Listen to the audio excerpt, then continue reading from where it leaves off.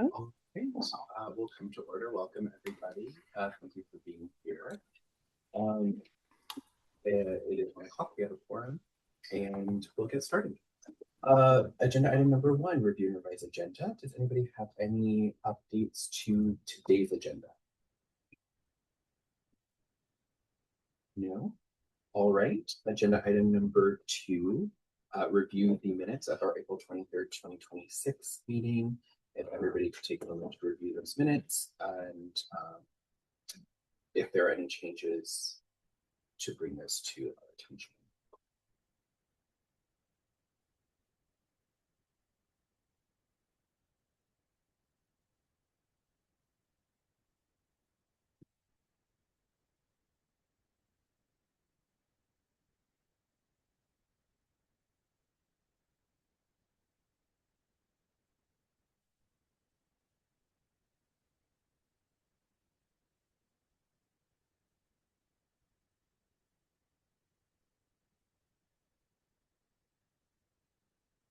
No changes. Great. The minutes will be approved. Agenda item number 3, arsenic and selenium plume update. Thank you, Mr. Chair. I'll just take a second and introduce Mark. And maybe it's better if you introduce yourself and all your credentials. And you're welcome to come up to the table, whatever is comfortable for you. Yeah. If you want to come up, I'll just. Then you can, do this. Yes.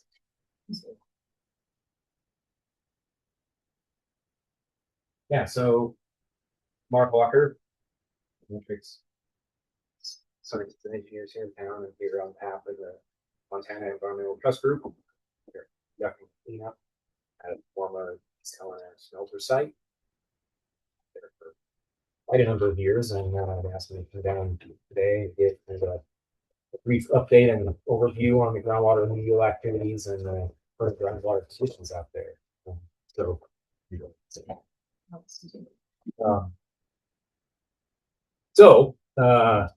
I've got 10 or 11 slides to share with you, so through pretty quickly, but happy to questions come up along the way as well.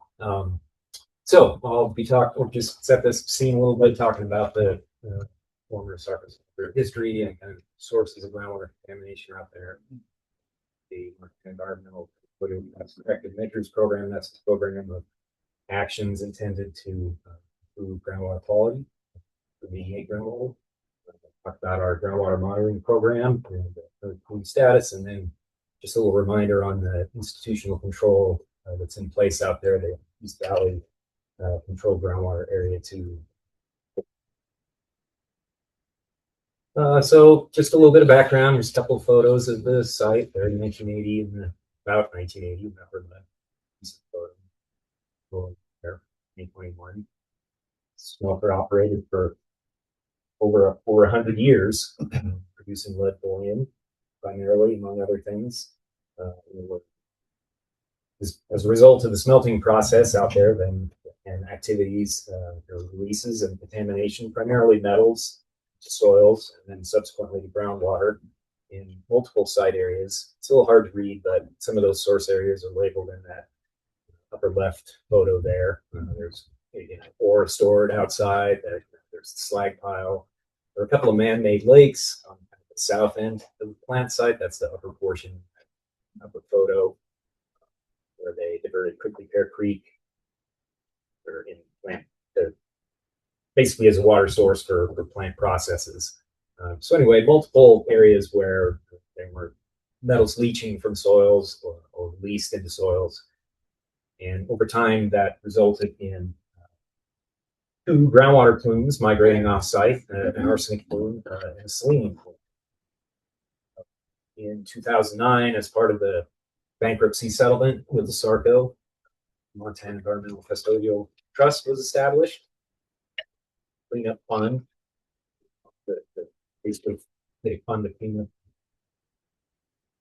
groundwater. Trustee, that's the Montana Environmental Trust Group. That's who I work for. Has performed corrective measures under the EPA's Rigor Corrective Action Program to address that contamination. Also under under the oversight of the EPA. Bridget just showed up. Perfect timing, right? So, summary of the correct measures that have been completed to date. So far, 3 of them have been completed to date. The first one we call South Plant Hydraulic Control. The purpose of that was to lower the water table below the contaminated soils. What that does is it desaturates those, it removes groundwater from contact with those soils, and thereby eliminates that potential leaching. Now, we can't, get rid of the groundwater entirely, but by reducing the amount of soils that groundwater, contaminated soils that groundwater is in contact with, reduce the amount of leaching into the groundwater. That was a big project that involved eliminating those man-made lakes that I talked about, Lower Lake and Upper Lake, south end of the site, constructed over a mile of new Bear Creek channel. Any of you haven't had a chance to get out and go to the new park of the Creek channel, I highly recommend it. That's great. 100 acres of new floodplain to reduce downstream flooding, and 50 acres of new wetlands and habitat. So that was correct measure 1. Second, there's that photo there on the lower right. It's a little bit older because the bypass channel is still there, but you kind of get an idea of what the new creek looks like, although you wouldn't recognize it now because the willows come in like crazy. It looks like a real creek. The second corrective measure is vapid transpiration cover.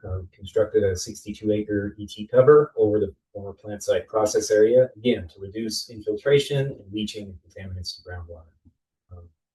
An ET cover is basically an engineered cover designed to prevent moisture from going all the way through it, through storage in that soil layer and vegetative uptake. And then the third corrective measure that was completed was focused source removal. There were a couple areas with highly contaminated soils, and those we did a kind of a traditional excavation, dig out, and put those soils underneath, either under the ET cover or in what we call a CAMU, which is a corrective action management unit, basically a landfill right out there next to the site. So our program that NETG is implementing this year and in previous years, to sort of take a look at the performance of those corrective measures. I mean, are the corrective measures what's happening with groundwater now that we took those steps? So we implement what's called a corrective action monitoring program. That involves groundwater and surface water monitoring program. Currently, that's on a semi-annual schedule, so 2 times per year. It's a very wide network of wells and surface water sites.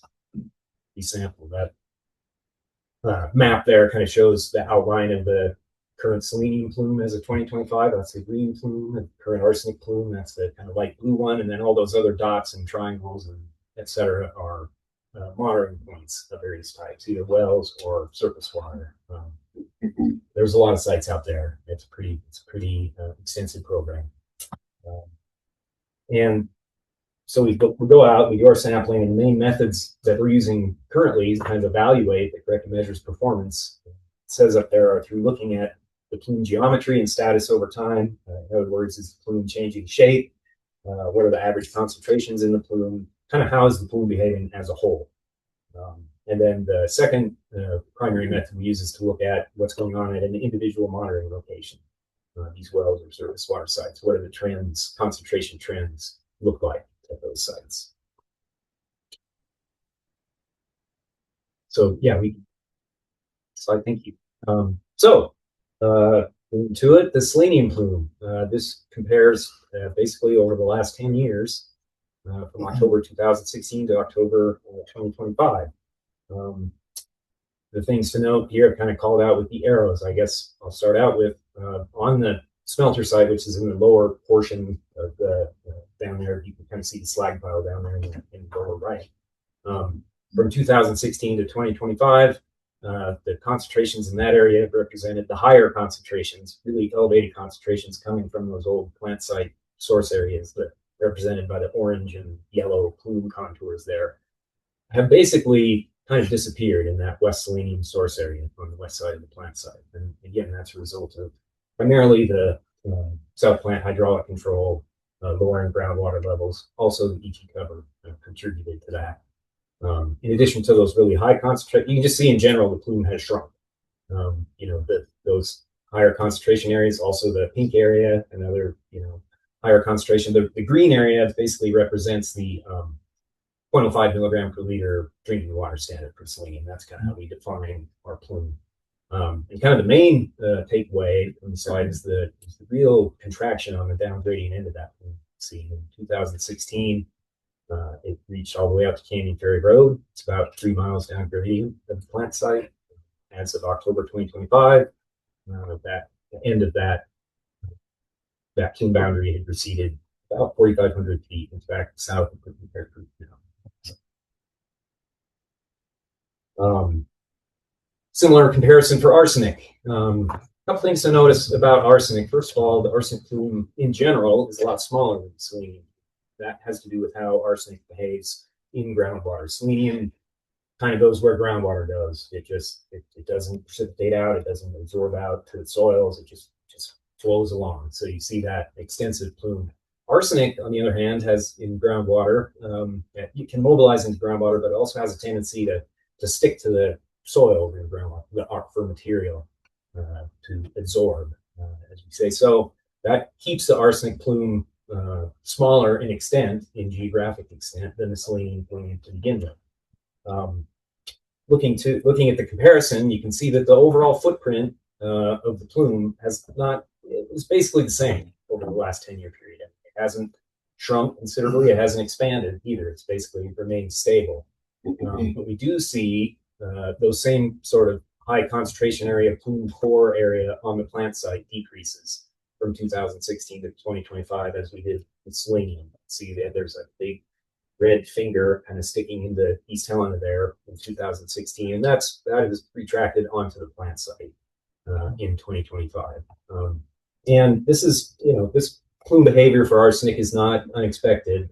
A lot of the stability of that plume has to do with just what I was talking about. When we load arsenic onto those soils, you now have a source of arsenic in the aquifer itself, whether that's on the plant site or even these areas off the plant site underneath East Helena, where arsenic has historically been loaded onto there. So arsenic just will take a lot longer to respond to corrective measures than selenium will because of its behavior in groundwater. The things we look at is average concentrations within the plume. We look at a couple different areas. Those green tables are looking at on the plant site, what we call source areas, the really hot areas on the plant site, how those have changed over time. Then on the little blue header tables, look at the down gradient areas, kind of more or less being across Highway 12 in East Helena and the down gradient ends of the plume. And overall, you can see over this time period shown on these tables for on the plant site for both arsenic and selenium, we've seen reductions in average concentrations within those plumes of over 60%. So good decreases on the plant site in those source areas. In the down gradient area for selenium, you see a decrease of about 38%. For arsenic, a modest decrease of 14%. Again, that kind of goes back to that, basically correlates to what we've just been talking about, kind of the stability of that arsenic plume, decreases in the plume core areas on the plant site, but less change in overall plume geometry for arsenic than selenium. Our other method that we use to keep track of how things are going out there is, to just look at individual monitoring well trends. There's pages and pages of these graphs in the report, but I just thought I'd call out the selenium one here, so that there's the plume there shown on the left, all the graphs for the wells that we keep track of, and I just blew a couple of them up so you can, one on the plant site, that lower graph is one kind of that west selenium source area where we saw those decreasing plume concentrations, one a little bit further down gradient in East Helena, and then one kind of down at the down gradient end of the plume out closer to Canyon Ferry Road. And you can see, yes, some variability from year to year. There's lots of things that affect concentrations in groundwater, in addition to corrective measures and anything we might be doing. There's differences, did it rain a whole bunch this year? What was the runoff like in Prickly Pear Creek? those sorts of things all affect concentrations as well. But you can see here in general, we see good, consistent decreasing trends at most wells, decreasing or stable trends.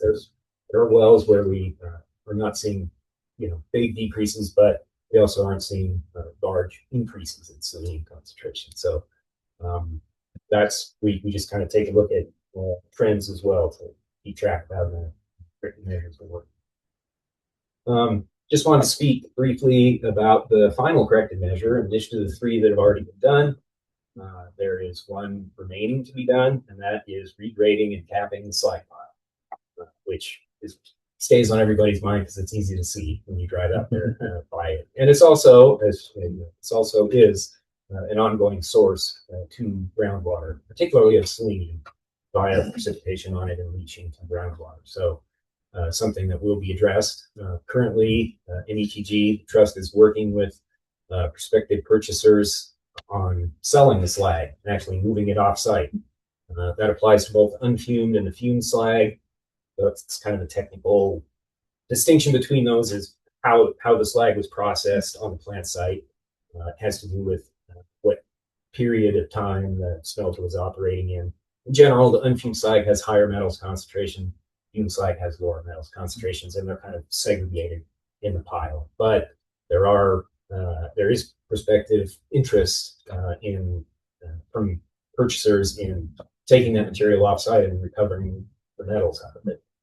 There's also interest from organizations in extracting critical minerals, another thing that's kind of a big thing recently. So those are the timing of the regrading and capping will depend, in large part on how those issues are resolved, in addition to placement of some of the yard removal soils from the yard removal project that is going to get going again in East Helena later this summer. Onto this slide. Finally, just wanted to review, make sure everyone's aware of the institutional control that's in place out there in East Helena called the East Valley Control Groundwater Area. Lewis and Clark County petitioned the Montana DNRC to adopt this area. I think the petition went in about 2014, and the rule was finalized in 2016, basically establishing these 2 zones that are shown on the map here. The rule prohibits new wells in Zone 1, and it requires a permit for new wells in Zone 2. Zone 2 is a little bit further away from Zone 1. There's a technical advisory group that consists of people from Lewis and Clark County, from DEQ, from DNRC, and from EPA that will review applications from anybody who wants to put a well in that Zone 2. So take a look at their plans, where's the mark pump, where the valve is, where the plumes are, consider all that information and decide whether or not to approve installation of that well. The hope is that over time, as the plume, particularly the selenium plume, continues to recede and get smaller, that the boundaries for this area where these restrictions are in place could be shrunk or maybe eventually eliminated. As the remedial progress continues and those plumes continue to shrink.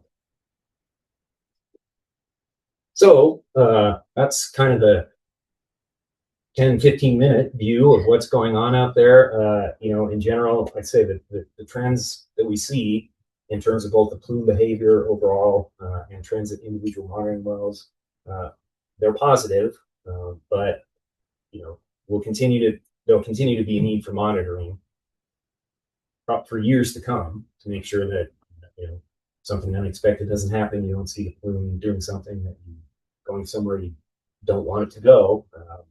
So monitoring will continue to be a big part of the work out there. Slag pile will be graded and capped. Once that happens, it'll be very interesting to look at the groundwater response to that, for sure. And that will happen again once that circular soil repository on the slag pile is no longer needed in any of those removal projects that I've talked about. And then the East Valley Control Groundwater Area, that control will remain in place, as long as necessary.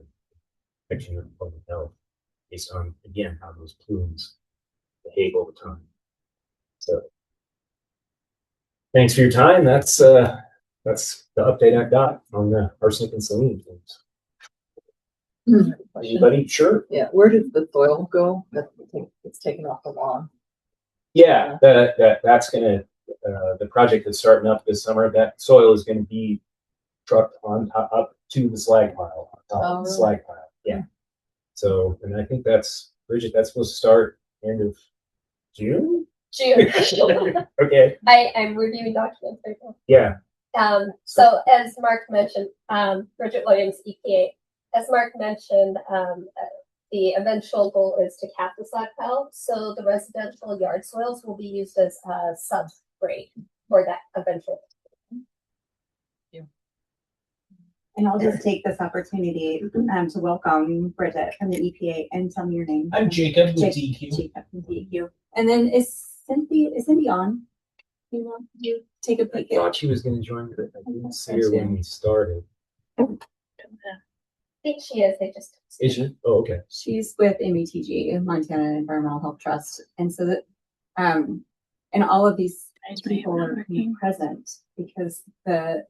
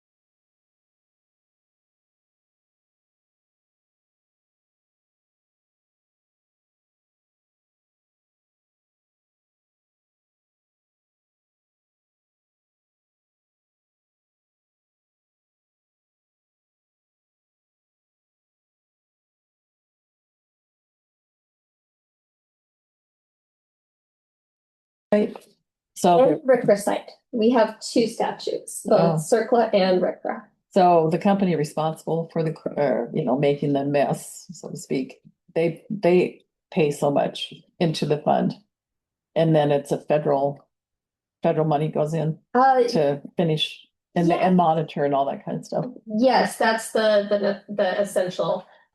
East Helena is quite complicated. So the smelter site itself is the RCRA site. and then the residential yards are the Superfund site.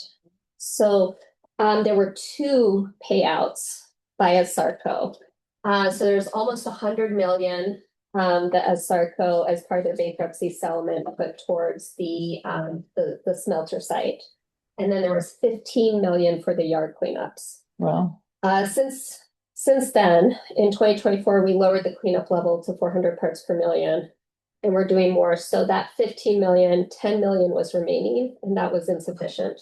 So we did in 2024, yes, get additional funds. Well, yes, 2024, we got 40 million from the bipartisan infrastructure law at that time to start the yard cleanup. So we have 50 million now on the yard cleanups. And we have on the smelter side, there's about 55 million remaining. interesting. And I will just caveat, that was in response to the bankruptcy. Yes. So previous to the bankruptcy, Asarco did all of the work, minus oversight on As much as they could do. Yeah, until the bankruptcy. Yeah. Okay. So most of the yard cleanups were performed by Asarco in the Oh. 90s. And it looks like we're back. Thank you, Sammy. And I was just wanting to prompt Cindy to introduce herself and jump in the conversation if she chooses. She's with Montana Environmental Health Trust. So good afternoon. I don't know if you can hear me. we sure. Yep, we can. Oh, great. Yeah, I'm Cindy Brooks. I'm the managing principal for the Montana Environmental Trust Group, and happy to provide any information that would be helpful to the board. Additional background information, as Bridget described, around how the cleanup in East Helena is being funded and implemented. And it is complicated because of the two regulatory statutes that govern the work out there. But I'm happy to answer any questions about our work with the slag and, redevelopment of the former Asarco lands in East Helena, or anything else that would be helpful. Thanks, Cindy.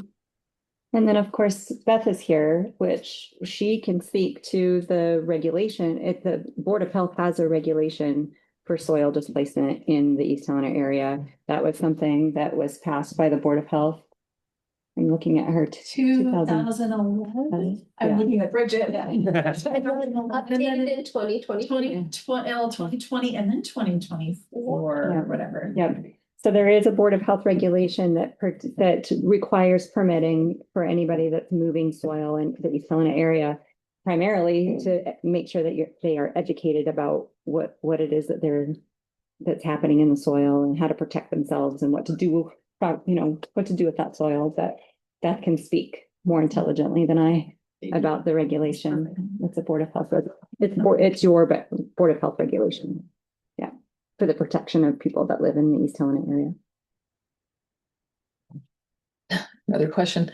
So there's two proposed subdivisions in East Helena. How is that gonna affect them? Yeah, Beth Norberg, I'm sorry, I got Easy Street today.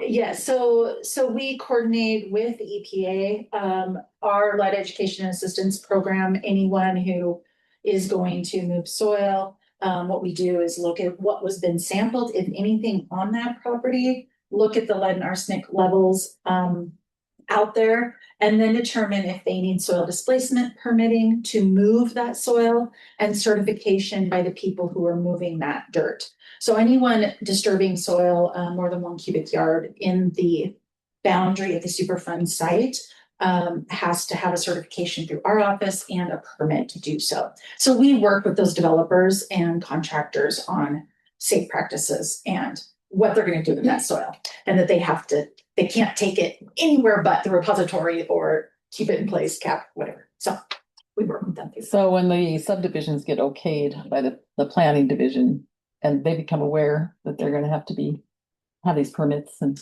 could possibly be moving a lot of soil. Yeah, typically they know that before. Yeah, And okay. they're pretty well aware of what they need to do before Kelly's group, sorry, Kelly, but Kelly's group gets involved in that. When they go with the pre-application process for subdivision, they have to remediate the soil at a certain level anyways, and what the zoning application zone comes out, and then whatever you're gonna zone it as, and there's levels, you gotta remediate the soil to that level. And then they go and get kind of passed off as to where you wanna, as you're building, whatever, you move soils where they have to be transported and all that, but that's all conveyed through that process. And who pays for that? The developer. Developer has to. Or it could be individual if you buy a lot and you're paying for the movie at that point, but I mean, the remediation upfront is paid for by the developer. Wow. And I'll offer an additional piece here, that remediation work by the current developers, they are working with EPA. They have to have EPA approved work plans for that. And we are, because it's residential, we're requiring them to have a quality assurance project plan to make sure that the data they're collecting is defensible. So we know exactly what the levels are in the soil. Right. Before and after. the Yeah. cleanup. Because the Habitat for Humanity subdivision, that's like right across from the smelter, right? And south. So luckily the Okay. primary wind was south to north. So there is some contamination there, but it's not as much as other parts of the site. Interesting. More from the aluminum beer cans at the rodeo. Yep. The rodeo ruins them. Oh, that's funny. Any other questions? All right. Thanks for your time. Thank you. Thank you. Yeah, it's very informative. All right, moving on to agenda item number 4, East Helena Superfund update. Steve's here with us. This is a package deal. So one piece of information builds on another, and Steve's going to talk to you specifically about the work that we are responsible for in the East Helena area. Take it away. Well, thank you. Good afternoon, members of the board. My name's Steve Tennis. I'm an environmental health specialist, registered sanitarian with Lewis and Clark Public Health. I've been in this position a little over a year now. And so just wanted to update on a lot of things that have already been mentioned, but our role in terms of safe practices within not only the Superfund area, but also with the entire Lewis and Clark County. Older slide here. I really like this slide for a couple of reasons. And I found out the other day that working with a homeowner that didn't really understand where that slag pile came from, and how lead would get all the way out to her property, and without the smokestacks there, if you're not familiar with the process or the area, you maybe wouldn't know that. But one thing I like about this picture, it's got to be fairly close to 2001 when it closed. And how do I know that is the parking lot is empty, and it was a 24/7 operation. So my only assumption can be this must have been taken shortly or sometime around when it closed. But the other thing was mentioned is the settling ponds there, prickly pear, and all the remediation work that's been done there. And just look at the overall growth of the community. I think this slide really encapsulates the really good work with partners that has already been completed, but also a reminder that there's still work to be done. So moving forward this summer, things are really starting to increase. Activity is really starting to increase with the cleanups. The contractor is on board, plans to start yard remediation in June. Right now, there's a lot of sampling going on in the community by HGL, and EPA has established those yards that have never been sampled. They've been going door to door, getting access agreements, and then following up and getting sampling done on those sites. In May, as was mentioned, the cutoff now for yard remediation is 400 parts per million. So looking at those properties that are 300 to 400 parts per million for resampling and just to verify the data. So with these projects then is our role with public health is the outreach, the mitigation, and then the testing opportunity. So with the outreach, really educational piece about the harmful impacts of lead. I have had overheard conversations, have had conversations with people before that say, well, oh, lead's still a thing. And lead from 1970 to 2026 is still the same little sinister little metal. But I think people have forgotten about it because of some health impacts that and changes in laws, looking at the Clean Air Act and getting rid of leaded gasoline. And then 1978, when they took lead out of paint, although there's about 50% of the properties in the Lewis and Clark County that are pre-1978, so lead-based paint is still a concern and still something that we work with. So outreach is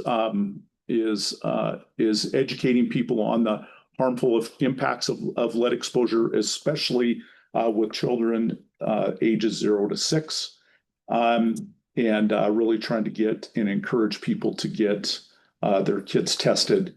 And I'll talk about that a little bit here with testing opportunities. Mitigation impacts is really nothing extraordinary with homeowners in the Superfund site, but it's really behavioral changes. Public Health 101, wash your hands, not just for lead things, but for food things. And a lot of things can be taken care of simply by washing your hands. So getting people to change behaviors. But in yards that are elevated, we are providing through EPA's assistance, we are providing cover for areas of soil, exposed soil in yards, whether it's weed block or mulch. We're providing things like boot brushes, boot trays, trying to get people in the habit, again, like I said, it's behavioral, trying to get people in the habit of, when you come home, create clean space within your home. So drop all your potentially dirty material shoes off at the door. And so you can have a clean space when you get inside. So that activity is really starting to increase as we get close to and looking at some of the conditions of the yards. And then testing opportunities. So there's been a bit of an increase in testing that we have seen recently with homeowners that have young kids that have elevated soil levels. In the strategic plan, there was a goal set of getting 50 capillary tests in the county, and this, as I look through previous years with the Lead Coalition, seeing spikes in testing really equated to different events. There was a push one year where a Medicaid letter was sent to everybody that qualified, reminding them that a requirement to stay eligible for Medicaid is getting your child tested at 12 and 24 months. So saw a big spike in number of children that were tested. Saw another big spike when there were some incentives attached to it. People like pizza. So there was pizzas, there was $20 to get your kid a capillary test, and that money is no longer there. And so with these testing opportunities, hoping to partner with the EPA, with the DEQ, have some one-on-one conversations for the 46 properties that have been targeted for cleanup, encourage them either before, during, or after to, especially if they have children, having their child tested. Having their child tested, I think in some instances can create a little bit of anxiety because you're worried about your kid and want them to be safe and healthy. It's the people that don't get tested that I'm worried about, because in those cases, if kids are exposed to high levels of lead in their environment, that damage can impact that person forever. So knowing sooner the phrase knowledge is power really fits here. When you know what you're up against and can address those things. People have lived in this Superfund boundary for 100 years successfully. And so it's very doable. Like I said, it's just awareness and behavioral changes. So just to get some update too on some testing in the county that thus far to date, as of this morning, there have been 198 lead tests in Lewis and Clark County. In the 0 to 6-year-old range, there's been 54 tests that I'm aware of. And when I say I'm aware of, because something at your primary care physician and you were tested and not elevated. Elevated means you're 3.5 micrograms per deciliter or higher.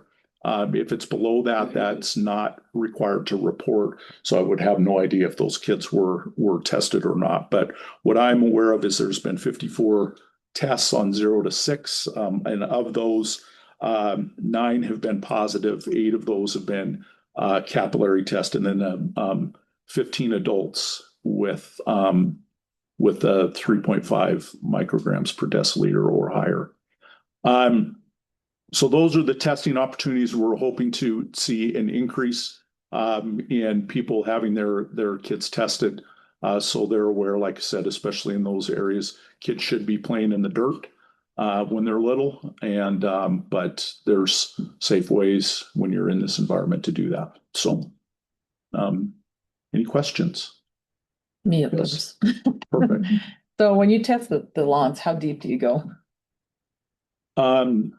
It's variable, correct? Can I answer some? Sure. You've answered a lot. So what we're concerned mostly in these yards is what is closest, what's going to be the exposure point, which is the top 2 inches of the soil. So yards that, there's a lot of people in the East Helena community that take great pride in the condition of their yards. So those that have nice soil, nice grass, sprinkler systems, they've created a really nice barrier from being exposed to that soil, but the top 2 inches. And when I say soil testing is variable, that's one of the things that I found in this position is looking through the old historical data. Sometimes it's down to 12 inches, sometimes it's down to 18 inches. So I think moving forward, EPA has a better plan on what that level is going to be. So For testing or for digging out? for digging out. For digging out. So right now, our cleanup level is 400 parts per million. So like Steve said, it's that primary 0 to 2 inches that qualifies a property for a cleanup.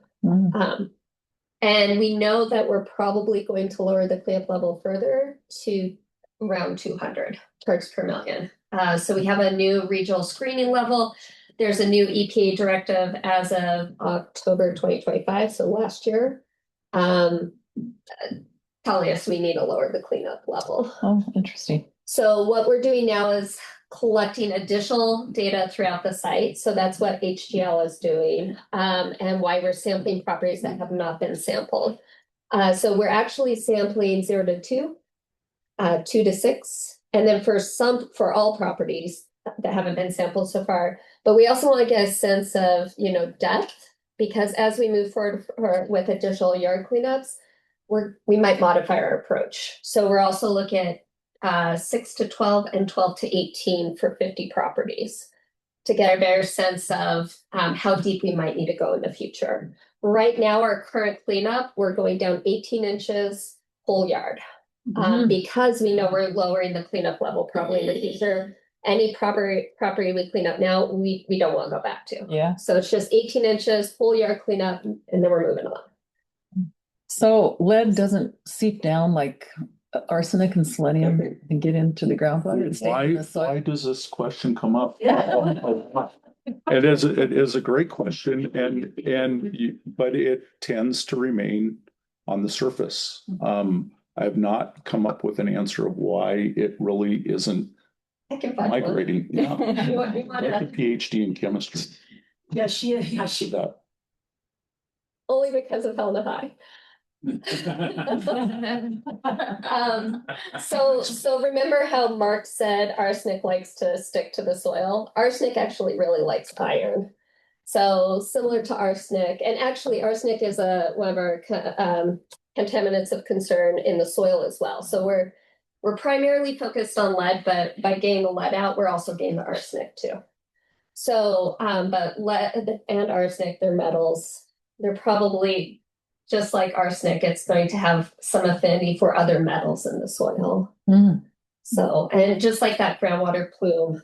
So some of it, the extraction of the arsenic and the groundwater plume, a lot of that probably came from the process ponds, and it was 100 years of arsenic getting into the groundwater through a variety of means. So they put the slag pile in the 1880s. They started putting the slag pile directly on Prickly Pear Creek. So Prickly Pear Creek was just pulling all of that arsenic into the groundwater, and then they just kept piling on it, kept bumping the Prickly Pear Creek channel out. So there's actually probably a preferential pathway underneath the slag pile for surface water to go in, and it's going to, seep into the groundwater there. Whereas the soils, a deposit, the rainwater is not really going to pull it down because it's hanging out with all of those other metals. Yeah. So it doesn't show up in the groundwater when they do arsenic and That doesn't really make it that. People that have things like lead service lines, you're familiar with Flint, Michigan. Yeah. Then it will leach, but not in this particular situation would it? Yeah. Wow. All that lead in that creek is just from sinker. It's nothing. It's just I grew up in East Helena, and we used to play in the creek, which was down by the falls, we called it, which was downstream of the smelter. And we were just washing in it 6 times a day for my entire childhood. Yeah. And I'm still alive to tell about it. So I worked at the smelter one summer, was when I was at Carroll. My wife is from East Helena and related to the mayor in East Helena. I can almost see their house where they grew up on the left part but then siblings were, dad was the accountant there, siblings all worked at the smelter, 2 of her siblings were foreman at the smelter. So yeah, I have all kinds of stories of things from smelter, but it was a great place to work. In fact, that on the right of Prickly Pear Creek, furthest right, you can see those, not the white structures, but there's some, that's where one of my brother-in-laws lived that's where Jug was. I'm well aware. Yeah. Never mind, we're gonna move on. Yeah. So again, though, I think to your point, people have lived in this environment successfully without ill health effects. I disagree. And it's the behavioral things like, I think about some of the families that, my parents were just huge clean freaks when they lived in East Helena. Well, they probably knew about the impacts of lead. And so whether the kids knew why their parents were clean freaks or not, that might be some of the things that happened there. So I grew up in East Helena as well, and my stepfather and his son worked at the smelter, retired out there. And when Arnold came home from the smelter, his clothes were in the garage. Right. Yep. And he was instructed to do that. Don't bring your boots, your coveralls, your jeans in. When I was there was the clean room. So you walked in with your clothes, you came out the other side in your smelter gear, and then you walked through the clean room again and came out clean in your every day. And those are some of the practices that we were trying to teach people, kids that have elevated levels. A lot of times parents are unwittingly bringing it home on their clothes, and they haven't,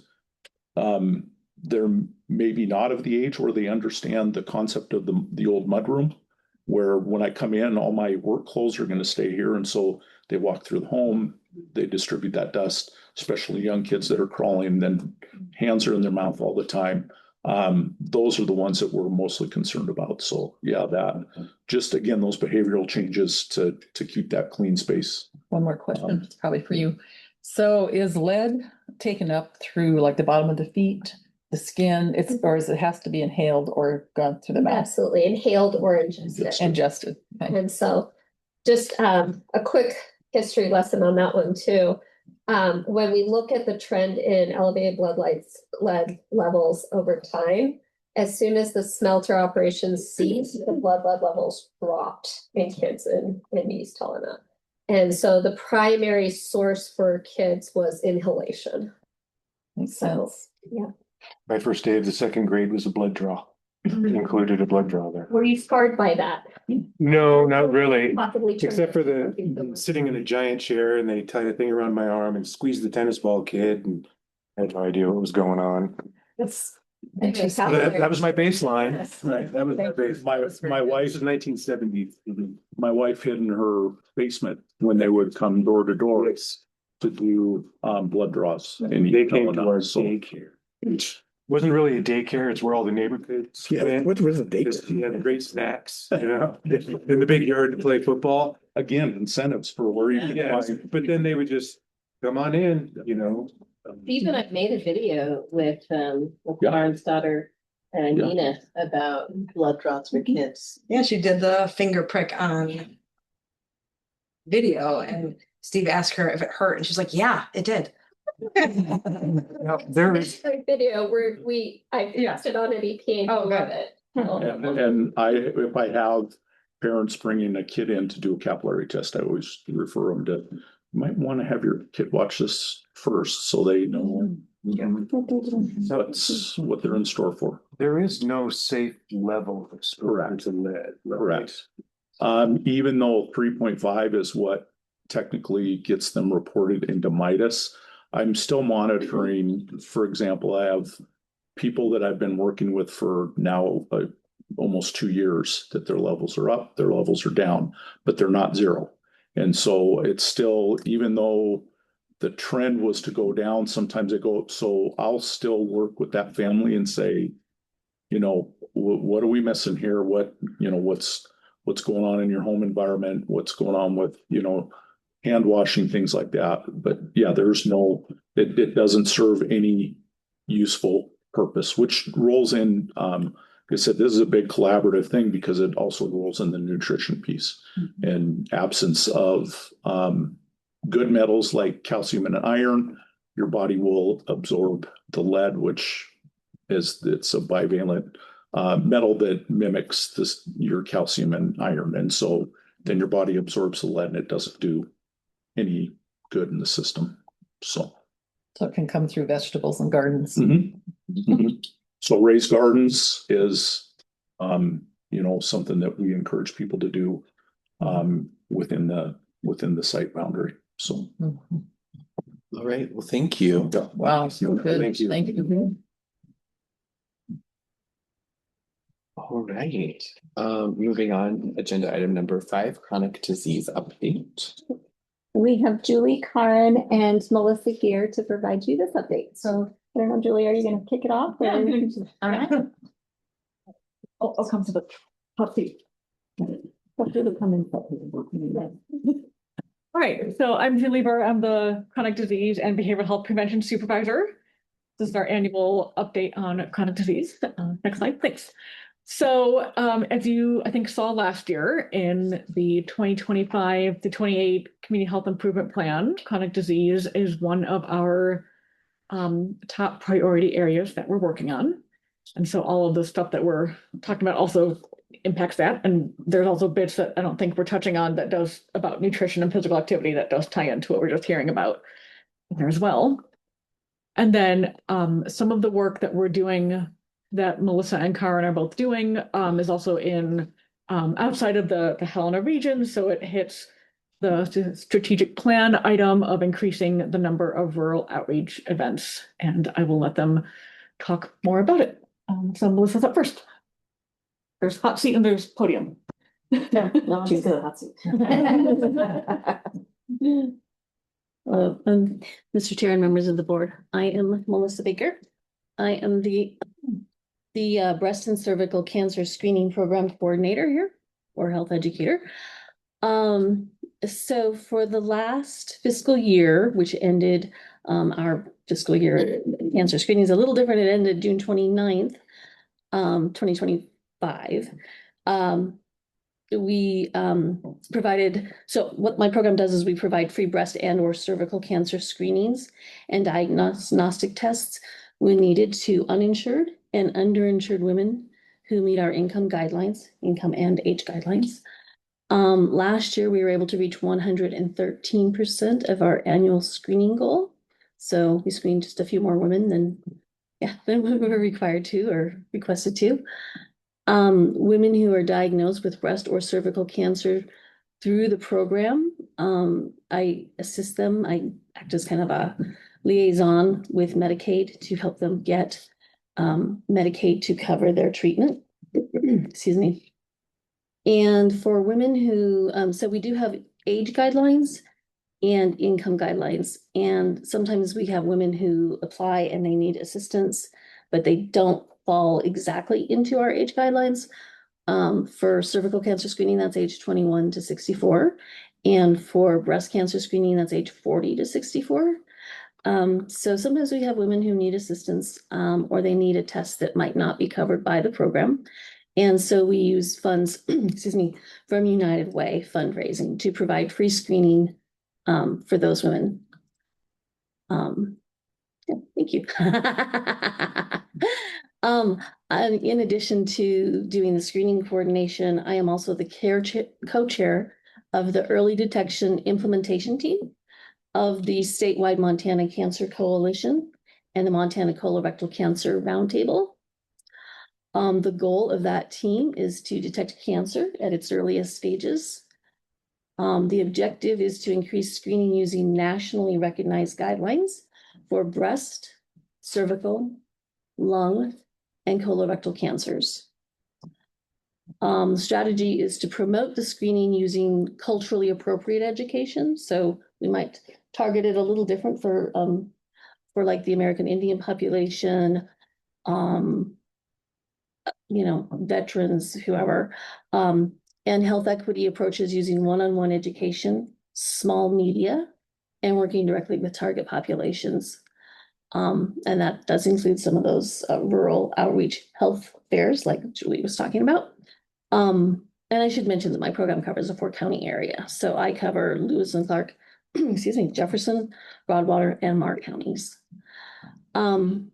Right now, we are working to update the next 7-year plan for the Montana Cancer Coalition. It's been a 5-year plan previously. Nationwide, states have been going to 10-year plans. We decided that 10 years is kind of a long time, so we want to keep up on it a little bit more closely. So we chose to do a 7-year plan. And our team is going to add prostate and skin cancers to our objective. And also, I'm currently assisting in planning the next statewide Montana Cancer Coalition meeting, which will be held in Helena this fall. And the idea with that largely is, in addition to education, it's also to unveil the new plan that we're writing right now. For the last few years, I've been partnering with Tough Enough to Wear Pink, which is a charitable organization that's based out of Missoula. They do fundraising and then they provide payment for women also to get screened. And what's we've been doing is putting on an event kind of with St. Peter's Health and Benefice Helena Imaging to offer like a mammogram event. So Tough Enough to Wear Pink uses a lot of their funds to do like radio advertising, some newspaper, some television advertising. And then everybody who is interested calls me. I talk to them about, like the importance of getting the mammogram, whether or not they're due for a mammogram. Most of the women who call actually do have some sort of insurance. I'm able to talk to them about, do they know how their insurance works, give them a little education with that. Some of them have Medicare and Medicaid. All of those who do not have any other coverage can either get enrolled into the cancer screening program, which helps us meet our goal of the number of women to screen.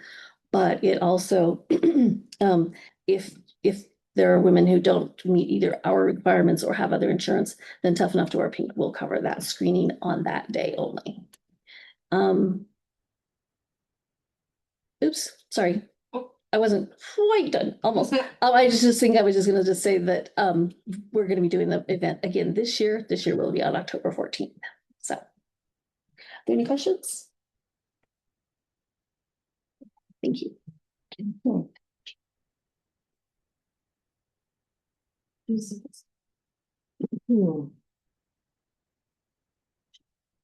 Hello, I'm Karen McLean, and I run the Tobacco Prevention and Cessation Program here at Lewis and Clark Public Health.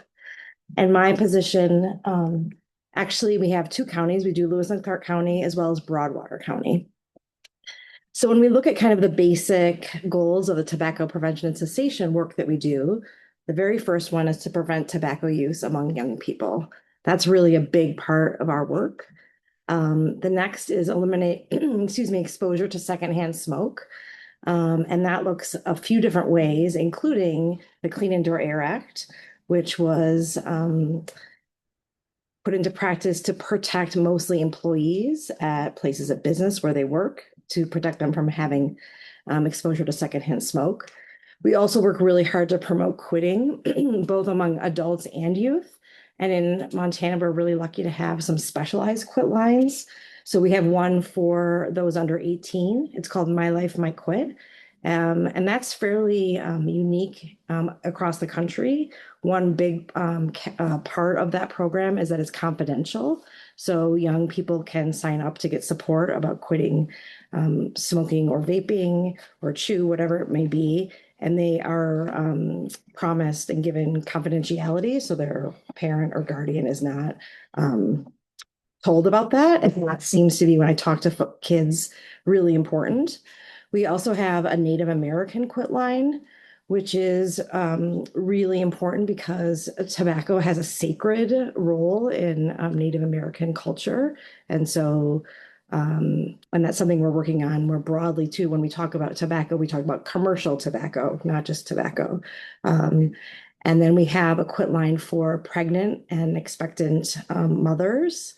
And that one actually has some really great incentives tied to it. So if you take advantage of that quit line, you get paid per coaching session that you attend. And then we have just our quote unquote regular quit line. The quit line, we've been really working to try to up our numbers of engagement with the quit line. So we always try to be creative. And we most recently at Rodney Street Block Party decided to sign people up for the quit line at the block party. We didn't get anyone this time. I think part of it was the weather, but I'm going to continue to do that. I'm going to continue to do that kind of outreach at events. So another route that you could be referred to is by your provider, right? So when we talk to providers, there are some challenges about why they may or may not refer people to the quit line. So my thinking is, let's have more ways to get people to the quit line. On that vein, another thing that we're doing is we've decided to do some advertising around the quit line. Our most recent thing that we're doing is we're going to do an insert in the water bill. So keep an eye out for that. And it'll have a QR code that you can scan and it will connect you with the quit line. So in addition to that, we also really want to build community support and capacity for tobacco use prevention. So we want tobacco use prevention to be part of the broader public health conversation. And so that can look a couple of different ways. So what does this mean for our day-to-day work? I would say a big part of the work that we do is community outreach. So it was really important to me that when people have conversations about clean indoor air or tobacco prevention, that public health is brought up as a resource. So a lot of the work that we do is I want our office to be seen as a resource. So recently we did an Earth Day celebration in partnership with the Lewis and Clark Library, and that was a big success. We had an art contest for kids, and the prompt was, what are ways to keep the earth healthy? And so we had, I think, more than 20 kids participate in that, and we picked a winner. That was the winner there. We had it litter pickup. We got these very cool grabby litter things, which were a big hit, surprisingly. And we got more than 150 cigarette butts from around the library. So that was good, and it was actually surprisingly fun. What else did we do? We showed the movie The Lorax. We had a trail mix bar. We had resource tables. So again, really trying to be thoughtful about how and reach out in different ways. And again, it was a free event, which is really important.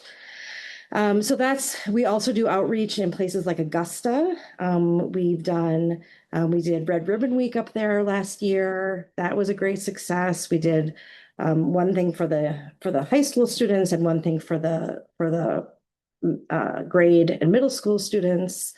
We also did last year a dodgeball tournament with the youth center in Augusta. And then that gave us an opportunity to talk to kids about not starting to vape or smoke. So really thinking about going to communities and meeting them where they are. And we asked Augusta, what would you like to do? And they said dodgeball. And we were like, let's do it. So we did.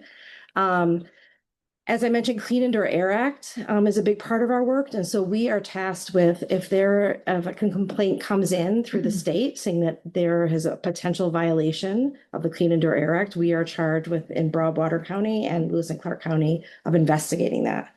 So first, what we do is to determine, is this an actual complaint? Does it meet the standards? And if it does, we go and we meet with the business. It's almost always a business. We go and meet with the business owners.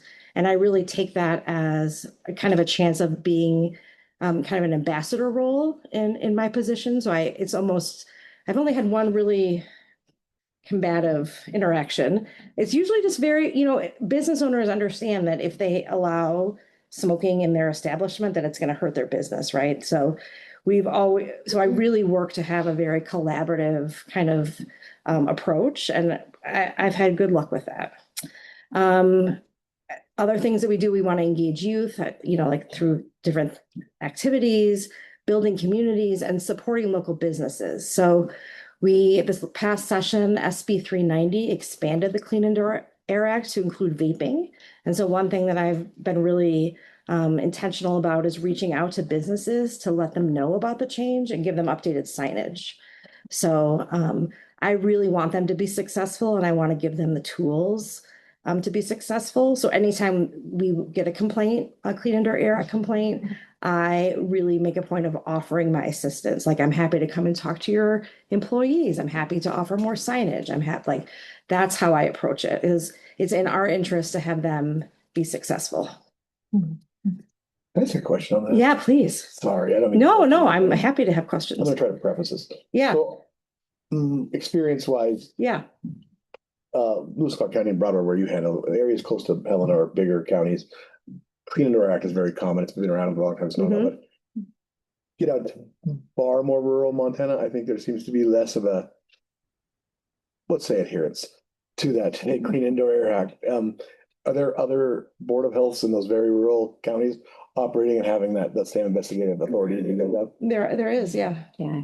It's a statewide law, Right. the Indoor Air Act, and But I didn't know if it was always handled through the Board of Health. the health departments are charged with enforcing the Clean Indoor Air Act. Resources and capacity to do the work varies. And so, yes, it's there, but not everybody has a car in, for example.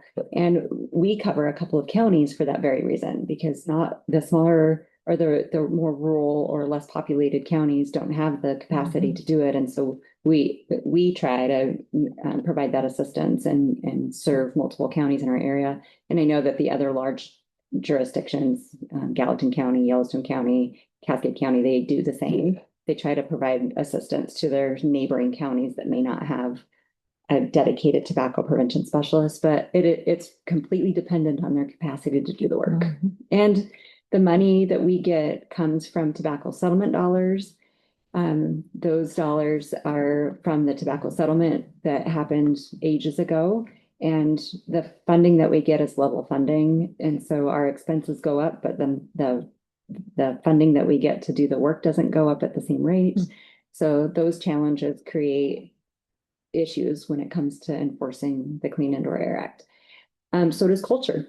And so, yeah, so like you were talking about, often you won't see a problem in the more populated areas. You get out into a rural area and it's been culturally different, and then it's not a priority for them to enforce it for whatever reason. So there's all of those elements that play into whether it's happening or how it's happening or how well it's happening. Is this the only instance where there's state law, when the Board of Health is like charged of investigating for state law? That's like, yeah, I'm not sure what it looks like in other states. Yeah.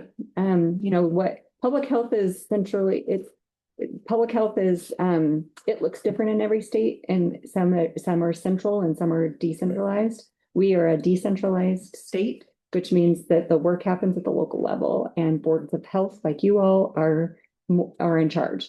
Other states do that work differently. So I've interrupted you too much. No, I'm happy with the question, and I'll just follow up that. So when I talk to my counterparts from around the state, those from kind of less populous counties, they've gone there, maybe they're in their position for 5 or more years. They've never once investigated a Clean Indoor Air Act complaint. Yeah, complaints aren't happening. So complaints aren't happening. So that's, you know, I love Clean Indoor Air Act complaints. I like am giddy when they come through the system.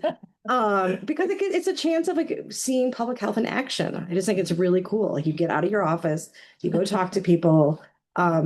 But yeah, so I mean, part of what we're charged with is making sure the public knows that there's this process for filing a complaint. So, and sometimes they're not valid. I would say 80% of the time they're valid, but sometimes it was like I was out to dinner with so-and-so when we were walking, they smoked a cigarette. That, you know, right. That does not fit. But most times they are, yeah. And I still reach out to the person if they've left their name and talk to them about it. And what are the rules? Is it like a certain amount of feet? So we don't at the restaurant. So we don't have a feet clause. We have an infiltration. So it's all about infiltration. So you could be a mile away. I mean, I think that would be unlikely, but it's not about distance. It's about how, if smoke is getting in. So let's say one thing we get is people smoking outside the door of an establishment, and every time that the door is open, the smoke comes in. That is a violation. So, yeah. What about since the legalization of cannabis use? Yeah. Where does that fall into this? Or is that gray? It is not. Oh, yeah. It's great. And the use of marijuana in a public place is also illegal. Okay. Yeah. Smoking it. Smoking it. Smoking. Correct. Yeah. Vaping now. Right. So. Which was updated. So if you were lighting like a joint, that would have previously been covered, and now like electronic vapes and things like that are covered. Regardless of what you're smoking. Right. Yeah, because you don't know. I mean, who would know in the vapes what's in it? And so we don't even ask. It's just not Pretty fruity, isn't it? Something, yeah. That's for kids. So speaking of vapes, the one last thing I wanted to talk to you guys about is this program. We started it, maybe it's a couple of years ago. So I was really looking for a way to more closely engage with the schools. You know, they're very busy. And so, you know, you send an email like, hey, I'm Karen, I want to come talk to you.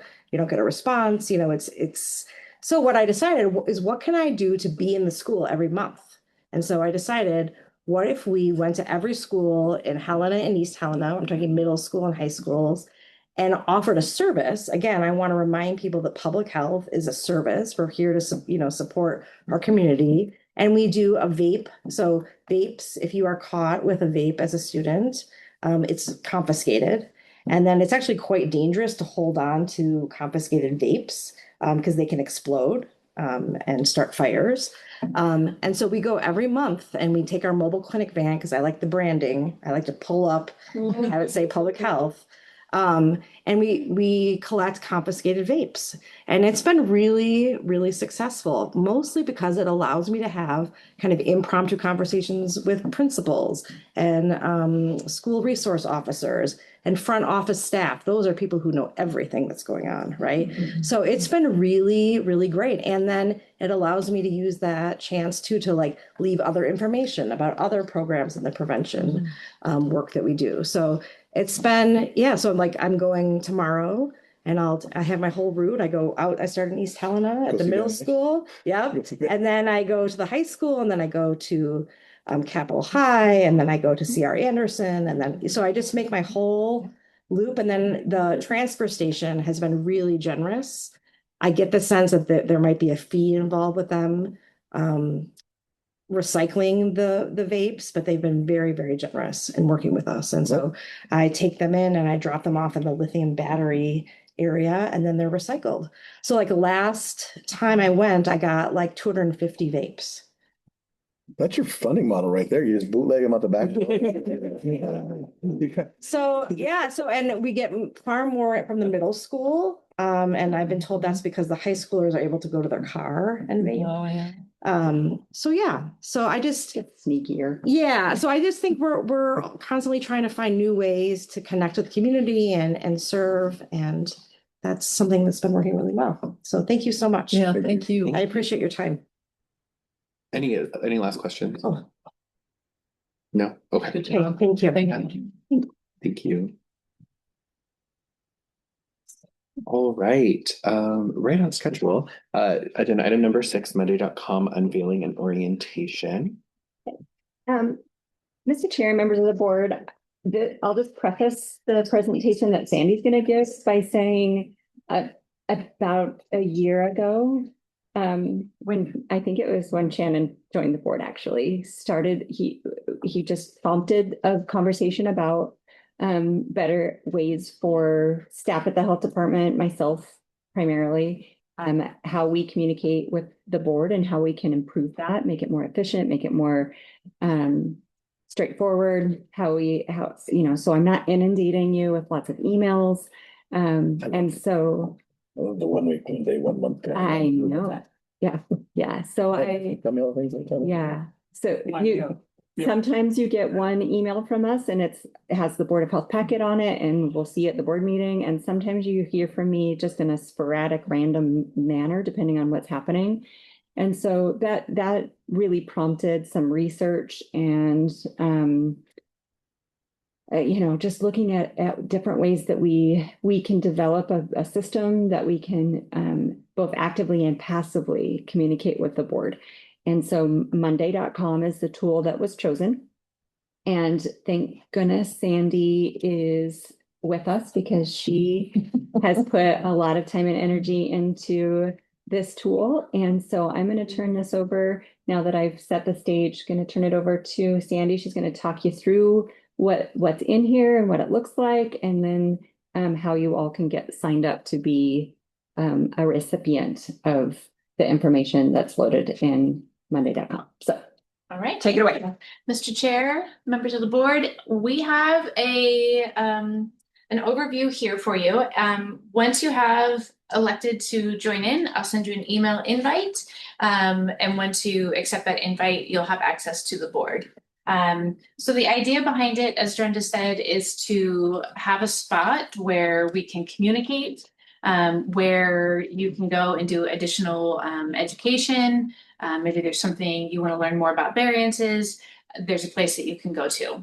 You won't have to send an email to Shannon and wait for Shannon to respond to find out that, oh, you can get that documentation from Brenda or it's on page 492 in that book. Your orientation manual that's 800 pages long. Yeah. So this is a great place. So Monday.com is completely customizable. So as we explore this, we might find that we want to change things, we want to add things. It'll be feedback from you. It's built for you in the way that will work for you. So all you have to do is make suggestions or say this didn't work, how can I do it differently? And we can look at redesigning. So when you log in, there's an overview dashboard, which shows you just a quick glance of the calendar. The events that are put on the calendar will include monthly board meetings. If there's a variance hearing that has been scheduled, that would be on there. All community events that public health participates in. The board at one point in time mentioned the desire to have at least one board member at every one of the community events that public health does. This gives an opportunity for you to see the events that are coming. And once we get into that calendar, you'll see where you have the option to say, I'm going, so that another board member would know that you're attending. You don't have to pick up the phone and call the mayor and say, will you be there? Just look on the board. And so there are three in the board, there are three sections. I'll call them sections. So that's the overview, the meetings and events. This is the section where it wants to load.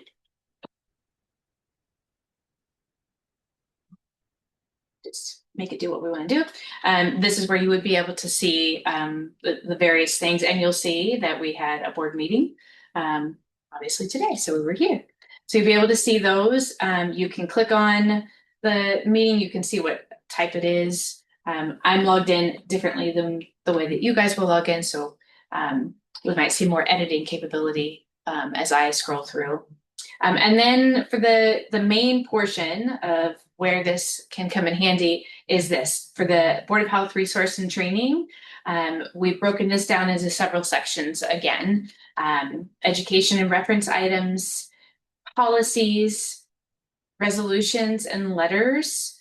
So those are the resolutions that you've passed or letters of support that have been done, regulations and ordinances, and then the final one is the legal area.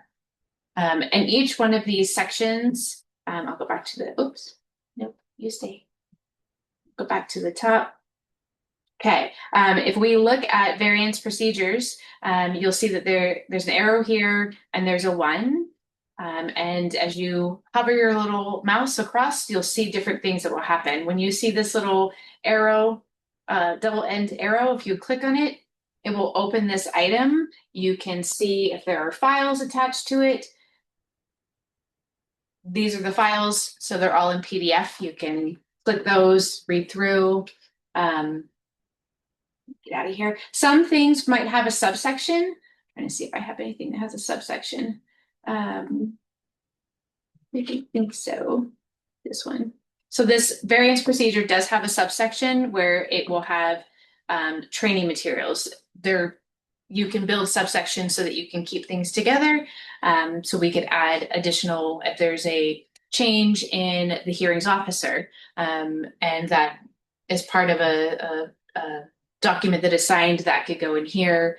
If there's a change in the hearings procedure that changed, then again, those could be dropped into here for you to see. And again, if you just click those arrow, you can make a mention to someone in here. So if Shannon got a phone call from Mr. Rigby over here who said, I can't find the variance things, Shannon could pop in here and he could do the @ sign and Mr. Rigby's information and tag him and say, this is where it's at. He would be able to get that in his inbox. That inbox would tell him he has a message and you would see that you've been tagged over here. Very much like if you're using Word or Excel, where you can tag people and comment.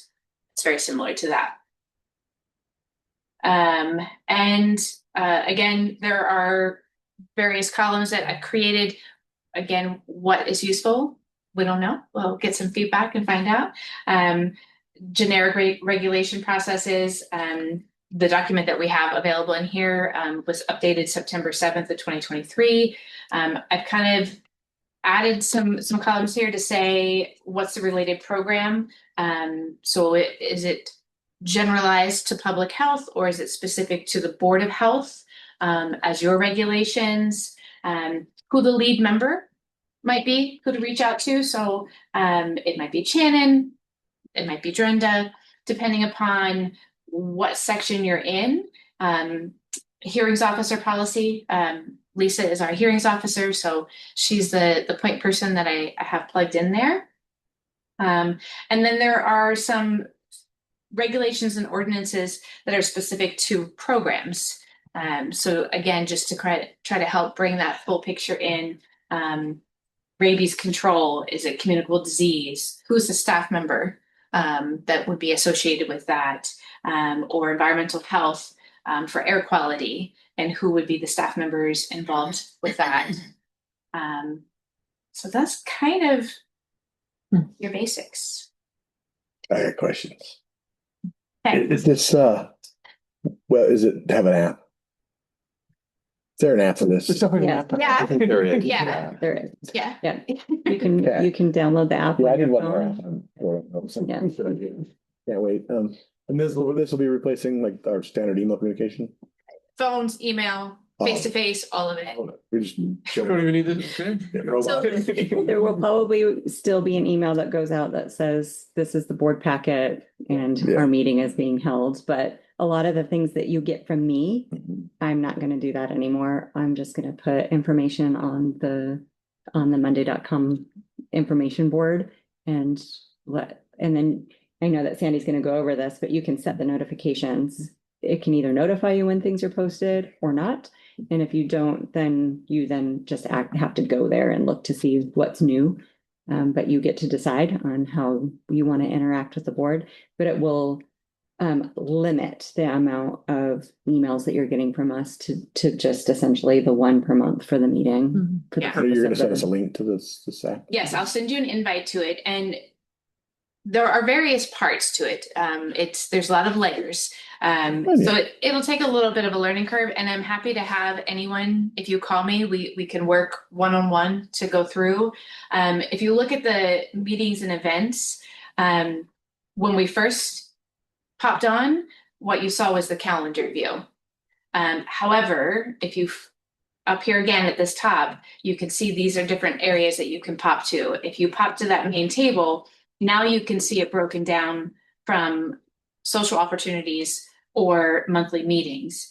You can also see for the monthly meeting where it's at, right? A location, where is this party going to be? It's for the Earth Day event, it was at the Hell in the Library. So there'll be some other sections when you go through the various boards. Today, I knew that Commissioner Rolfe, he had responded and said he wouldn't be here. So I went ahead and put his RSVP he was out. The chair responded, said he was coming. So I popped him in there, and then files for reference. This is where the board packet is found. And if you just click on that, the board packet will load. And there you have it. And what's nice about this is there are times when we don't get all the materials for the packet. For example, the METG presentation that you got on groundwater monitoring in East Helena, we didn't get that until 2 days ago. And so Sandy could load that right here when we get it. And then the packet is there, and then we can add materials as we get them up into there. We have a deadline for that agenda because public meeting laws say we have to have it posted by a certain amount of time. It's 48 hours, but our practices we try to get a week in advance so that you all have materials in your hand to prepare for the meeting. But almost every meeting we have materials that come after the fact, after the material, after the packet gets completed, posted, the email goes out. So instead of another email, we'll just post additional materials here. So we get this, we put the app on our phone saying we turn on the notifications. We have specific notifications to like whatever group, say board member group, and say packets out there, boom, that'll notify that group, and then. Yep. Okay. And it'll give you see if I can get that. Those of us that aren't too techy. I'm retired, I'm throwing this away. The main dashboard where the overview is, you'll see where it says board updates. And so you'll see that I posted a packet, or I posted a policy, or maybe somebody got online and said I won't make the meeting today. So you'll be able to see updates there as just a very small little snapshot. And again, you can tailor it to be as in-depth as you want, or keep it as minor as you want. I think one of the benefits for having everything in one location. When you're looking at the Board of Health meetings, if you wanted to go back and find packets, there was a packet for, I'll just use variance hearings because they're always so involved. Sorry. You would be both. The variance hearings, the hearings officer went through and did some things, right? Did her hearing, right, made some recommendations. That information would be in here. But as you're going back through and you're reading this, because you're thinking, wow, that was a lot. I was a little bit, wasn't sure if I was following along. Let me go see what the regulations are. You don't have to get out of here and go somewhere else, log into the website. Where do we have that? Where's my book? Everything is right here. So I can go from the packet for this variance hearing and I can go right back to the Board of Resource and Education items and look at my variance procedures and see what do I have, right? How could I have been better prepared for that crazy request that I just was like, wow. So there are benefits to, being able to have everything in one location. Kind of cuts down some time. And I am a big fan of, one of our programs that we use to get. We have a new phone system. I'm sorry. It brings it to our computers now. We forgot. Things that we're learning new, we'll have to do about putting not disturb on. I have to figure out how to do that too. So there, like I said, there are a lot of benefits of having everything in one. You can tailor it to be as, like I said, as minor as you want or as in-depth as you want. And I'm still learning this. Every day I find something different about it. I'm like, oh, I could do that. So you can call me, email me, text me, ask me any questions. I might say, that's really good. Let me find that out and I'll let you know. I may not be able to answer it right away.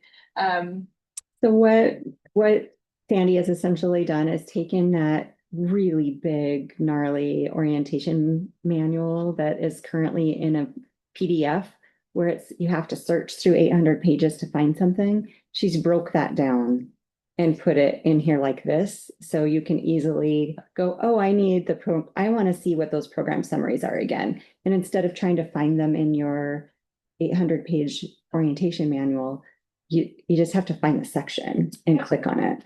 So she's essentially made the orientation manual way more usable by having the individual pieces loaded in here for you. What Montana code, right? The Title 50 chapters 1 and 2 drive what public health does.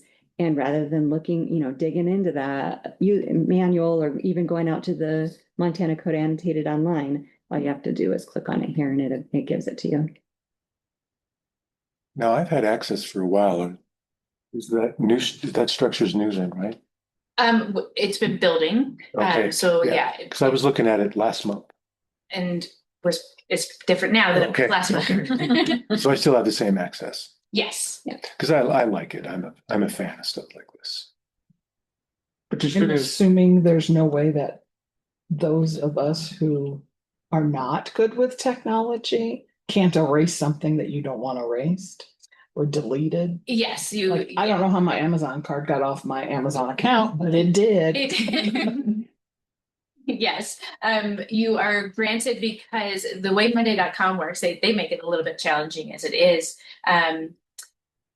You are coming in as an outside guest. So you have guest privileges that allow certain things, which is one thing that I have to keep in mind as I'm building it and changing and doing things, paying attention to what you can see and what you can't see. So yes, you can't destroy it. Thank you. Yes. Yeah, we only have read-only access, right? Yes, you can add, I think, certain things, but yes. Like you can RSVP to the board meeting, for example, or you can RSVP to if public health is having a community activity and you want to participate, you can say that you're planning to attend. You can delete Title 50. That's impossible. Right. We keep having luncheons before. We'll probably get the RSVPs up. It's got right here. Right. Like pizza, Right. Exactly.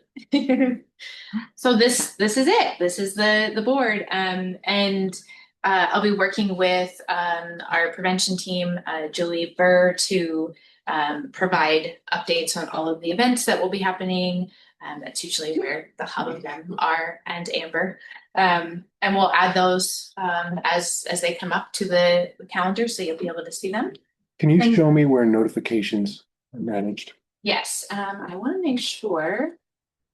Is it in the waffle? Everything's in the waffle. And my waffle's different than yours, but it should be under your profile, and then you can set up how you want your notifications. There it is. Okay. And if you don't want this to bother you at 6:30 in the morning on Wednesday, you can turn that. It only goes to my home email address because I can't access this from work. Right. So yeah, you can set some parameters around so that it works for you. And once I send out the link and you accept, again, I'm happy to work through helping you set it so that it is set in a way that you want it. So if you're only interested in seeing certain things, changing your notifications, any of that, I'm happy to help with that. Thank you. Question, will it ask us to set up, like, will it go through sections and say, do you want this, do you want to set this up? How do you want to set this up? That's a great question. I don't know that because I haven't been a guest. I had you as a guest. It didn't prompt me. It just, I set up my account, and then you have to go into the profile and decide what you want your preferences to be. It does like basic, it does have like a checklist for basic like account setup. I remember, so it's like adding a photo, enabling certain notifications. So, but I don't think it doesn't take you to that page. So like you'd have to do that. That detail. Yeah. I was gonna say, I thought. But the app installer mobile app, that's on the checklist I have. Okay. So. Yeah, I just remember having access. I've been looking around and thought it was great. And those of you that use your work emails for the purpose of board, I'm thinking of you, Lisa. Test it and see if that your mt.gov will work, or if we'll need to add your personal email. Okay. And then I'm thinking for you as well, Commissioner Rigby, because we use your city email, and I don't know what that will look like on your end, if it's going to be blocked or if it'll be allowed. So we might have to play around a little bit with those of you that have .gov. It's probably your filters on. Well, our end. Yeah. It's probably the agency filter that will either allow you or stop you from engaging, and we'll have to use a personal email address if that's causing a problem. We would just use a personal email address to make sure you get access to it. That's fine. Yeah. You use my work email, my real job. Your real job. Your real job. Yeah, the one that I have to do this job. I guess that would be my final question, is just wherever I send the monthly meeting agenda and reminder, would those all work, those email addresses? Would that be appropriate? We'll find out when you send them. Yeah. For me, yes. Well, let's try it. Okay. Yeah, I think we might just run into the .gov. I mean, we'll test it and see. Yeah. Yeah. We have a few other guests on the prevention board that I think have .gov. Haven't had a problem. Yes. Thank you so much. This this is great. I think really addresses the sort of initial, issue that I had the day I think elected chair. I was like, okay, this is my first. Just because I do feel like we get a lot of emails on like not a set schedule, and I at least for me, like I can lose track of things pretty easily. So I think this is really addresses that.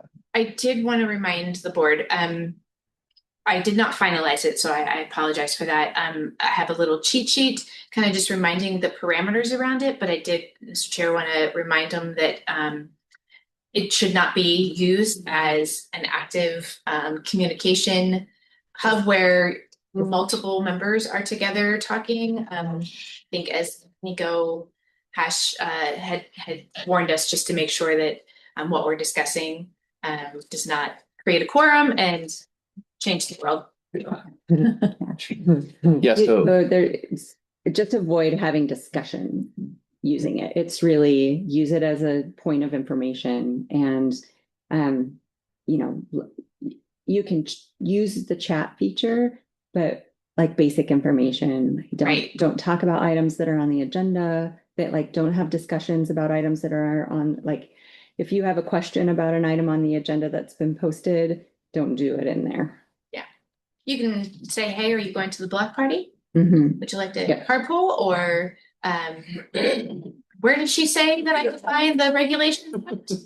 Those types of chats would be fine. And any other generic conversation that you would wish to have on there, just nothing that would be. And that's true of variances as well. Yes. There can't be discussion about the variance or Board of Health business on the application. It's a calendar, document repository, and friendly chat. And a way kind of for Drenda and Sandy to like make announcements to us, kind of one directional. Yeah, you should get like a sound, dun dun dun. As an announcement from the. We can work on that. Yeah, I'll try that. There's probably a sound that you can choose that Notifications. Yeah, you can have a specific sound attached to this notification for Monday.com. Our new phone system does. Yeah, thank you for remembering that. Yeah. And thank you for doing all of that work. I know you have been through, the A team has been through a lot over the last year, and you've had a lot to do. So I appreciate you following up on this and putting all of this work in to break down. I mean, just breaking down our orientation packet into sections is, I don't want to know how long that took. That to have been quite a feat. So thank you. I think it would maybe make sense to send out the invitations and then maybe have, I don't know if you want to off the bat just deal with questions one-on-one, or if we maybe want to schedule some time to do some follow-up kind of group training. Once people have access. I think that I think Sandy's open to having some questions come her way, but if you're sensing that there's a lot of questions, we might just schedule a Teams training session that everybody can just jump on and learn. Yeah, it's not repetitive. Yeah. So schedule on Monday. Like just test kind of test it out. And if you're running into lots of challenges and need some more robust training, then I'm sure Sandy would be happy to just schedule a specific time for Monday.com and you guys can jump on a call. But otherwise, just shoot her questions. Perfect. And she'll. That sounds great. Yeah. Thank you. Yeah. Did anything else for that? No, sir. All right. Any questions at this point? Okay. Probably will come later once we start exploring. All right. Moving on to agenda item number 7, Drenda's annual appraisal. I guess, do you want me to talk about this? So I believe at this point, everybody should have received an invitation to Trackstar, which is the tool that the county uses for us to conduct Drenda's annual review. So that's a core part of our responsibilities as the Board of Health. For those of you who were here last year, you probably remember, or in years past, probably remember doing that. But providing, direct supervision to the health officer and doing the annual review is required by law that we do that, I think, right? It's in Title 50. Yeah. So one of our most important roles. You all, like I said, should have received an invitation to Trackstar. That's a pretty comprehensive evaluation tool that allows us to answer a lot of different questions about Trenda's performance, areas of strength, areas of weakness, anything. There's an ability to sort of rate, I think, numerically, as well as provide comments. And I would encourage everybody to dedicate some time to that in order to provide detailed comments to the extent that you have them, because I think that is the really helpful part for Drenda. Like, she will get those at the end of the process, or at some point in the process. Yeah.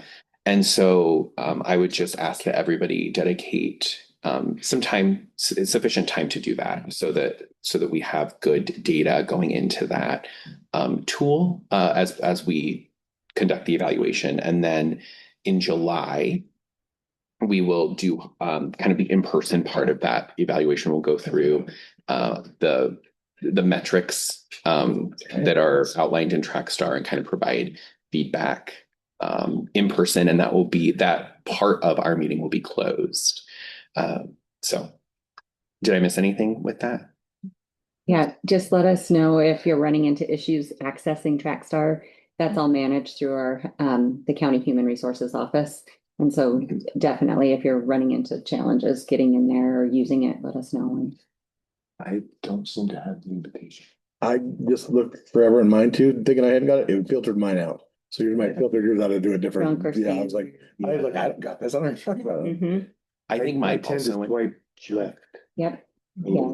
It'll give you another reminder. Yeah. It's one of those systems that reminds you every week, fairly regularly, weekly. And so I just got one today. Their role. Yeah. Now that Yeah. from TrackStar. And I did see you completed it, I think. Yeah. It kept coming up. Yeah. Hey, okay, do it. Now that I went to the junk folder, there's several of them. Yeah. I don't. Yeah. I just it was junk. It is definitely one of the, it looks like junk, which is why why we're mentioning it, because Yeah. you need to look for it. Yeah. And then Thanks for the heads up. you can't find it. Yeah, so check your junk. You should have, at this point, several reminders. I was added late by accident, and so I was just added last week, and I've already gotten, I think, 1 or 2 reminders. So you should have that. If you don't, let me know, and I can coordinate with Brandy. Okay. In the junk, huh? In my junk. Oh, yep. Do you have That's a good heads up there. We would have never saw that. completion deadline? That's a timeline? great question. Well, my June 11th is my anniversary date. So it's going to prompt you seriously until that date. And then it's going to say, if you haven't done it by then, it's going to say it's overdue. But they're not strongly having. worded prompt. Exactly. Yeah, it hollers at you at that point. Since we're not having the June meeting, we'll have the closed session at the July 23rd meeting. So just before then. The other aspect of that is that last year we had discussed TrackStar doesn't collect information from it just collects information from the board. It doesn't collect information from people who Drenda supervises.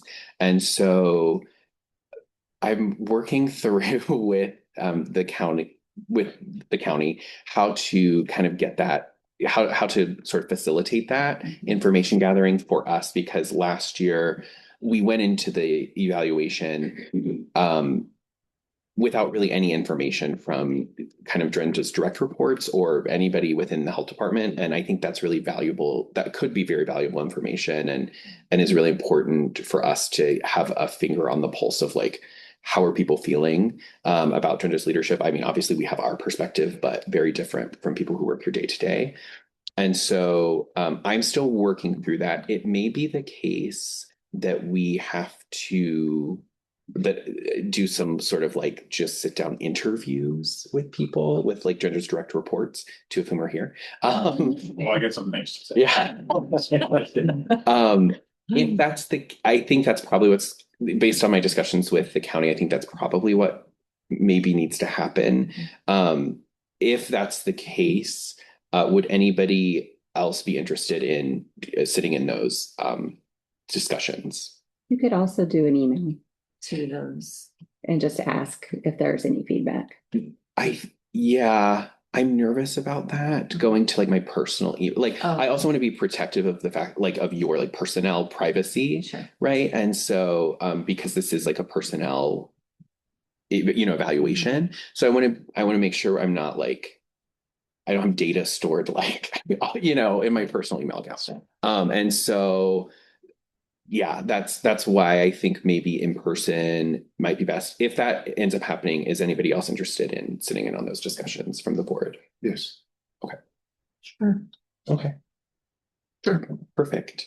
Well, if it seems like we have a lot of interest, so I will send out an email once I figure out the process in more detail. This is the first time whenever I had discussions with the county, they were like, nobody's asked to do this before. And so it was like, I'm a very unique case in the county. Yeah, yeah. Because it was one of the questions, and I was like, well, if they haven't complained, it's good. Yeah.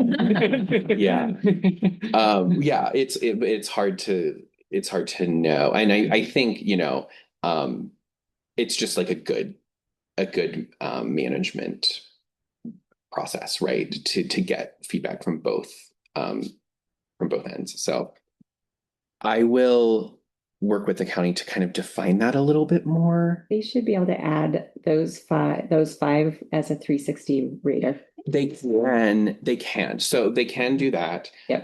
But the problem is then like I think you get all of those responses and they can't anonymize them, which I don't like for you, I don't really care about, but again, I think is not a great. That is not, there's an option for them to stay anonymous when they get feedback. Brandy told me there wasn't. I'll call Brandy. Okay. Between the two of us. If we can do 360 reviews, that would be way just keep it all in the system. Yes. And that know how to use it. Oh yeah. And that would be helpful. I was told by Brandy that was not an option. So okay. Yeah. Well, I will give you an update on that. Depending on what happens, if it ends up being we can collect information through Trackstar, then I'll just let everybody know that we won't be doing the kind of in-person discussions, but otherwise, I'll send an update one way or the other. Yeah, hopefully that would be so much easier. It's on the back end. So after everything's done and before it gets sent to me, the option is selected. So keep everything. It would be everything is like everybody's is anonymous or everything's not anonymous. Okay. So it's one or the other, which is okay. Yeah. Okay. Notes can be put in anonymous as well. So they can use the notes feature within Trackstar to put information in for you. Yeah. Perfect. Yeah. So there's a couple options and I can visit with Brandy too. Great. Well, I think that would be best. But I do one way or the other, we will get information from at least, Dorinda's direct reports. I think that's important. So, anything else with that? No, other than I just really appreciate the feedback so that I take the feedback very seriously every year.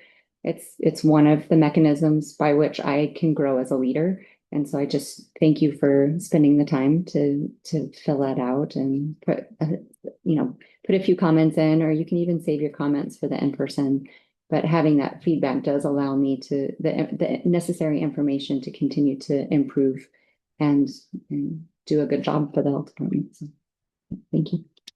Yeah, and that is true for those of you who weren't here last year. Dorinda really does incorporate that feedback. So please, invest some time in it. All right. I think that's it for the review discussion. Like Dorinda said, we won't have a meeting next month. We will have a meeting in July. I don't know what date that is. It's the 23rd. July 23rd. Just looking at that. So enjoy the summer, basically. Enjoy. You will. Enjoy. We've actually been having some. Yeah. Enjoy the next couple of months, and we'll see everybody in July. Do we have anyone online for comments? No comments here. Thanks. All right. No public comment? No. All right. With that, we will be adjourned. Thank you. You know.